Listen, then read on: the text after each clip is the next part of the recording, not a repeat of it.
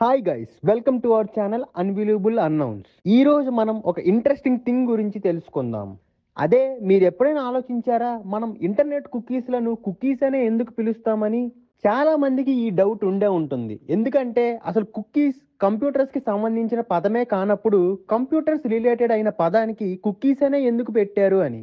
దీనికి మనం ఇంటర్నెట్ కనిపెట్టిన ఎర్లీ డేస్లోకి వెళ్తే, ప్రత్యేకంగా 1994లో కంప్యూటర్ ప్రోగ్రామర్ లవ్ మౌంటులీ ఈ పదాన్ని రూపొందించాడు.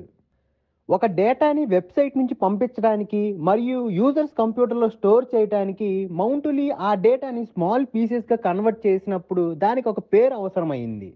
ఈ పీసెస్ ఆఫ్ డేటా ఏం చేస్తాయి అంటే యూజర్స్ ప్రిఫరెన్సెస్ని అలాగే వాళ్ళ ట్రాకింగ్ యాక్టివిటీని వెబ్సైట్లు గుర్తుపెట్టుకోవడానికి హెల్ప్ చేస్తాయి.